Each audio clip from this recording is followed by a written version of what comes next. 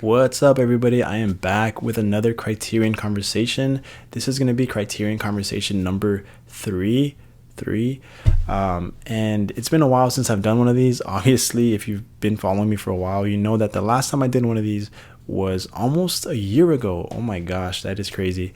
But yeah, I finally am back on here. If you've never seen one of these, or if you're unfamiliar with a Criterion conversation, it's basically a series that I started on here just to give me an excuse to watch more Criterions and to give me an outlet to speak on these films. And all I do is just pull out a random Criterion title off my shelf and I talk about it. I give you my score of the movie based on, a 5-star rating, and I show off the packaging, the artwork, and yeah, that's basically what it is. And it's not really random. When I say random, I don't mean I just close my eyes and pull out a title. It's one that I've either seen recently or just a film that I've seen in the past. And I guess the only criteria is that I've seen the movie and I own it on Criterion. That's the only thing I go by. And as you can tell from the title, thumbnail, and the background, today's film is going to be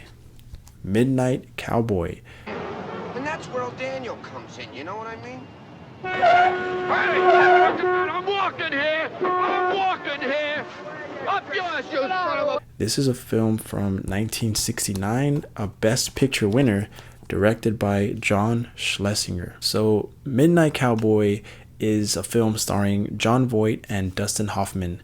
Now, one thing that I want to say right off the bat is that I think that these two were cast perfectly. Like, their chemistry is just off the charts. This is a duo that I didn't know I needed, honestly. Just great performances, great acting. Dustin Hoffman coming off of doing The Graduate, so he was just killing it during this time. And of course, always a treat to see Jon Voight on screen there. But Midnight Cowboy is a film that starts off with following Jon Voight's character, who goes by the name of Joe Buck. And Joe Buck is this dishwasher who works at some diner in a small town in Texas. And he wants to change his life. He wants to improve where he is at. So he moves to New York to take advantage of his youth and good looks. And he decides to sell himself to older women, or just wealthy women, essentially. And as he arrives in New York, he almost immediately meets Dustin Hoffman's character, who is also someone who is not in the best place in life. And so their friendship starts off a little rocky, but eventually they start to find some comfort in one another and start to see that they really have a lot in common. Thematically is where this film really shines for me, as far as talking about friendship and just this real depiction of the struggle and the American dream and poverty, and just all these just real life situations that are still all too relevant to this day. So we really follow their journey, as they are trying to survive, living day by day in New York City. And that's another thing that I really like about this film, is just the setting, the depiction of this gritty, grimy 60s New York setting. It's just almost like a character in and of itself. Yeah, so on a technical level, this movie is really well made. The camera angles, the close-ups show just, the raw emotion, the struggle that these characters are going through. And I just want to say also, this transfer in Criterion is very well made. Even there's just one scene that comes to mind where they're sitting in a dark apartment, no electricity, and they're just having this conversation, and you're sitting there in the darkness, and it just feels very visceral. You almost feel like you're there. But like I was saying, the Criterion transfer is just amazing. You can see the detail, you can see what's going on in the dark. Another thing about this film is it was the first movie to receive an X rating and win Best Picture. So as far as the packaging goes, I'm gonna go ahead and show off the cover here. And I really like these bright colors and the two characters just standing there on the street of New York.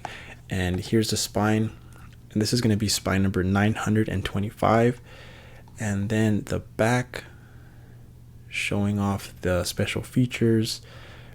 And speaking of special features, this includes a 1969 short film made on location for Midnight Cowboy.